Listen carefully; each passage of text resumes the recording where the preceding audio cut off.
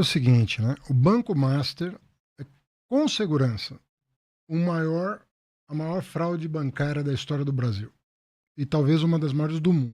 Pô, ministro, cara, antes de começar aqui, eu tava te perguntando se esse caso, esse escândalo do Banco Master, ele tem algum potencial de influenciar na economia do Brasil. Eu sei que ele é, até para o sistema financeiro, mesmo em números absolutos sendo enorme, a gente falar de muito dinheiro, quando a gente fala em proporção é pequeno, né? Mesmo no sistema financeiro dos outros bancos e tal, em relação aos outros bancos.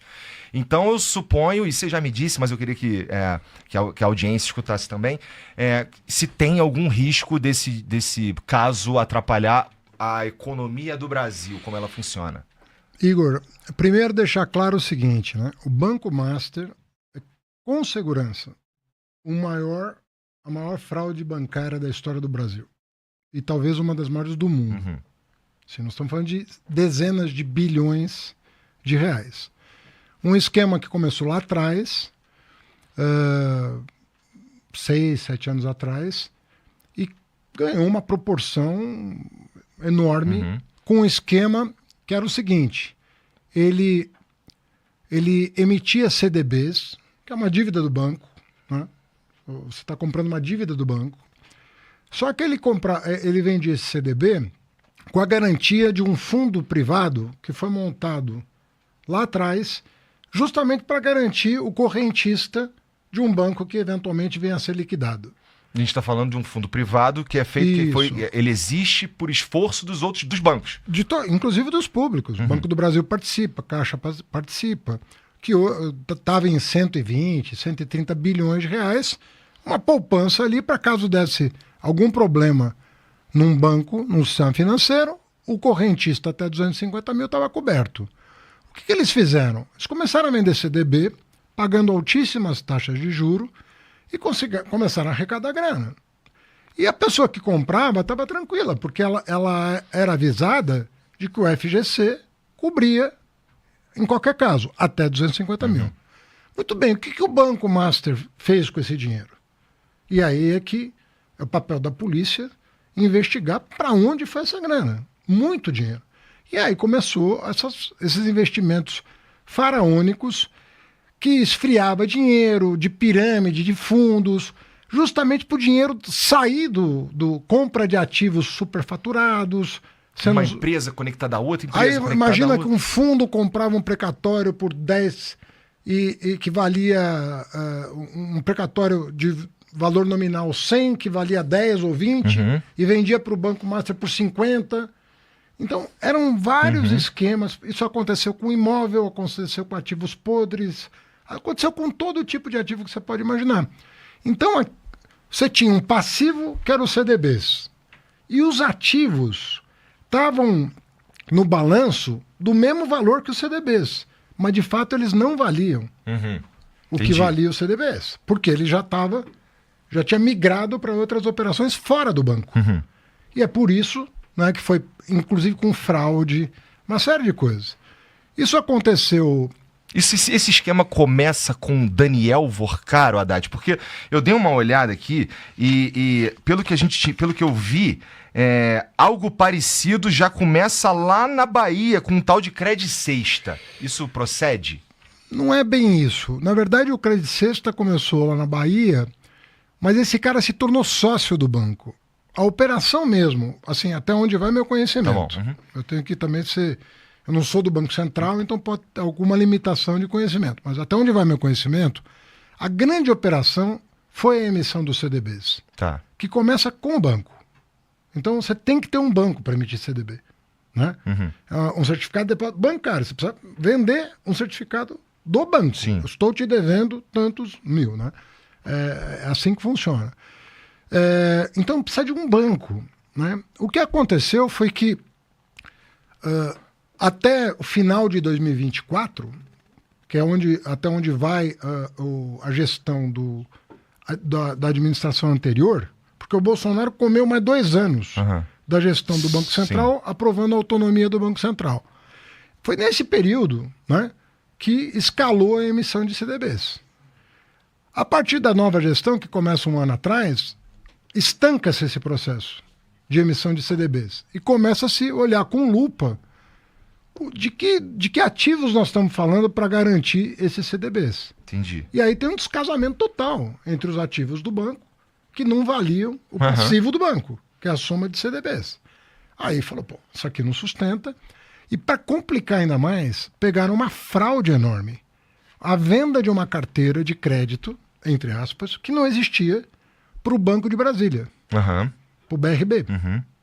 Que depois eles tentaram contornar o problema fazendo o BRB comprar o Master.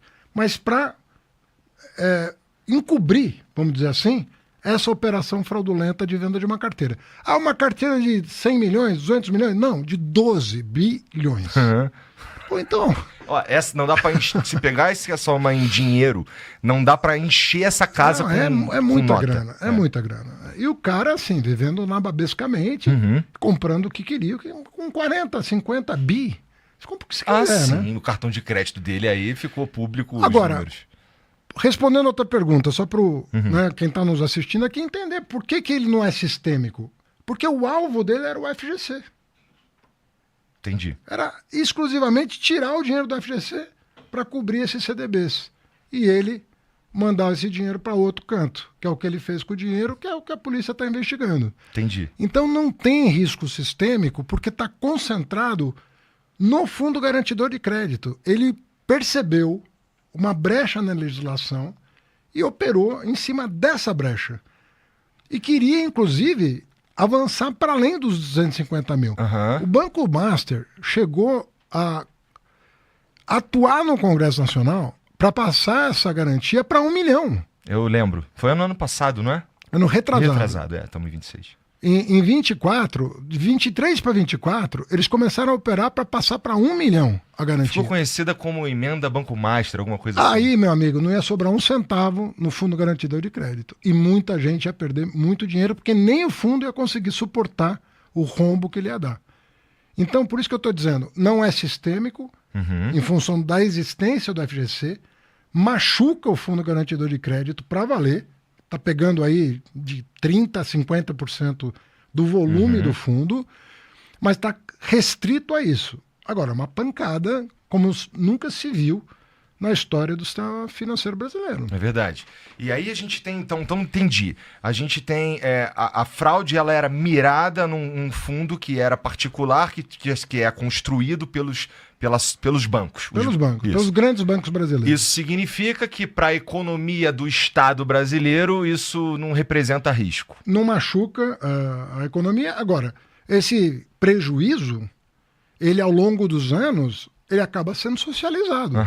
Por quê? Porque o FGC vai ter que ser recomposto. Então, da mesma maneira que lá no passado se compôs o FGC, justamente para dar suporte aos correntistas de bancos pequenos ou bancos em situação instável e tal, agora vai ter que se recompor um outro fundo. Quem vai pagar isso, hein, família? Será que é tu? Espero que mudando as regras, porque as brechas que permitiram ao Banco Master fazer essa operação, elas não podem existir mais. Algumas normas já foram alteradas pelo Banco Central. Isso tudo é Banco Central, tá? Que é um órgão autônomo, né? Já desde algum tempo, ele é autônomo, ele tem uma diretoria autônoma, tem um presidente autônomo, tudo lá é autônomo. Não tem nada a ver com o governo, né? Tem a ver com a instituição. Sim. Mas a instituição Banco Central vai estar fazendo a revisão das normas para que isso não venha a acontecer de novo. E, ministro, eu entendo isso, mas a gente acaba chegando numa situação que tem um monte de gente envolvida. Então, assim, realmente, que bom. Então, do ponto de vista da economia do Estado brasileiro, a gente não tem risco, mas ainda assim, a gente tem o Estado brasileiro completamente envolvido nisso, né? E aí isso me levanta algumas coisas, e vamos aqui em ordem. A primeira você está me dizendo, o que aconteceu ali com o Banco Master foi o Banco Master conseguindo encontrar uma brecha e entrando nessa brecha e usando o FGC. Eu tenho um pouco de dificuldade de acreditar que ninguém se ligou que tinha uma sacanagem. eu acho que, se eu não me engano, os outros bancos ficavam levantando uma bandeirinha aqui e ali, olha isso aqui, hein, olha isso aqui. Mas me parece que hoje, olhando a rede de contatos que Daniel Vorcaro montou, ou que estavam envolvidos com os negócios, entre aspas, dele,